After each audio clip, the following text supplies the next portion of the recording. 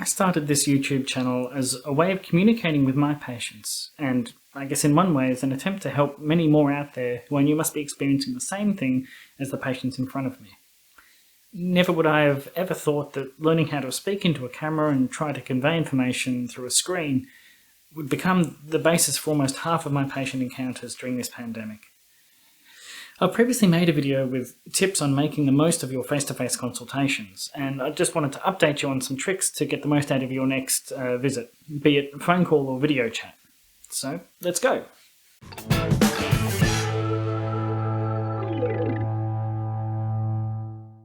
Number 1, privacy. Regardless of what method you're using to talk to your doctor, make sure you've got a quiet and private place to have the consultation.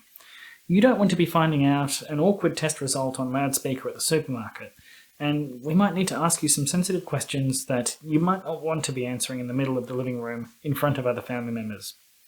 If there are others in the same place that you're happy to have there and listen in, just let your doctor know that they're there. We honestly don't mind, but it can be quite disconcerting to have an unknown voice suddenly start asking questions halfway through a discussion.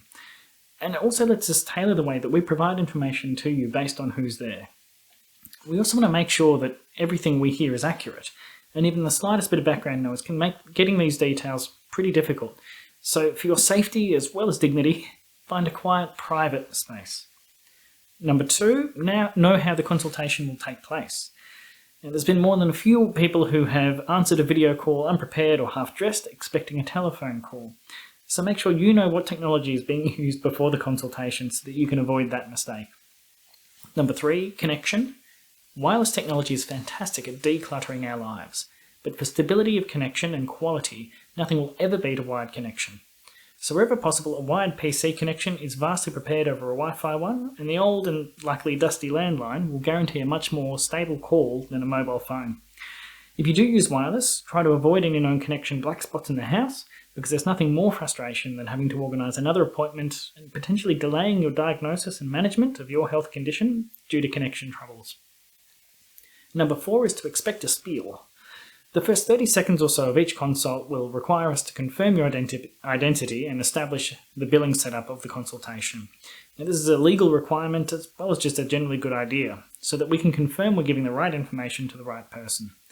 Voices can sound quite different over the phone than in person, so don't think we're being rude, we just want to be safe. Number 5, have a list.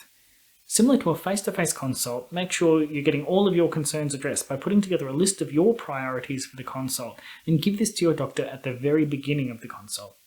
This lets us get a quick idea of what's happening in your life and helps prioritise what issues need to be dealt with, as well as quickly establishing if arrangements are needed to bring you physically in for a review instead of using telehealth. Number 6 is looking at documents. Most trips into a clinic generate a large amount of paperwork, so clarify what documents you need to have copies of, as well as how you can get them. Some clinics are happy to email documents with your permission, while others might request you pick them up at the reception. Scripts are now often sent directly to pharmacies, saving you the trip. Knowing what your clinic does ahead of time can help you plan ahead the next steps. Number 7, examinations.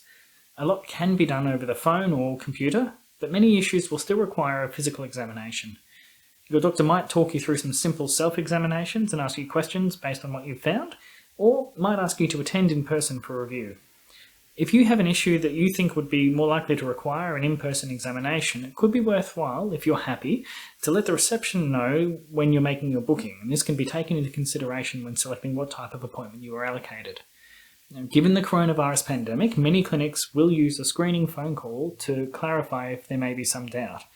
Letting reception know straight away might get you that screening phone call immediately, which can save you time and effort. Number 8, dress appropriately. This one sounds odd, given you might only be speaking to your doctor, but hear me out. If your doctor does ask you to perform certain movements or examinations over the phone, you don't want to be fighting layers of clothing or a doona to perform them. Likewise, looking for marks or rashes on legs can be much easier done in shorts than tight jeans, so it pays to plan ahead. Number 9, do a 20-second summary at the end. Now, the potential for miscommunication in telehealth is much higher than in a face-to-face consultation, due in part to connection quality and mechanism of contact, but also through the lost subtleties of non-verbal communication that is exponentially more difficult when not in person. Performing a 20-second summary of what you've found from the consult can let your doctor know that you've understood what's been discussed, as well as allowing them to clarify or expand on areas where you might need more information. Finally, and I think most importantly, number 10, feedback. While some have been using telehealth for a little while, most are new to it, and I can honestly say that I love getting feedback, like what you could be leaving in the comments below. Following a consult to work out what we can do better to serve you, our patients, with this new way of practicing medicine. Well, thanks for joining me today. This channel will be releasing regular health tips and tricks, so if you like this video, hit like and subscribe, click the bell to be notified of our next upload, and let me know in the comments below what your experience has been like using telehealth consults. I'm Dr. Kane Treble, and this has been another long consult. Catch you next time.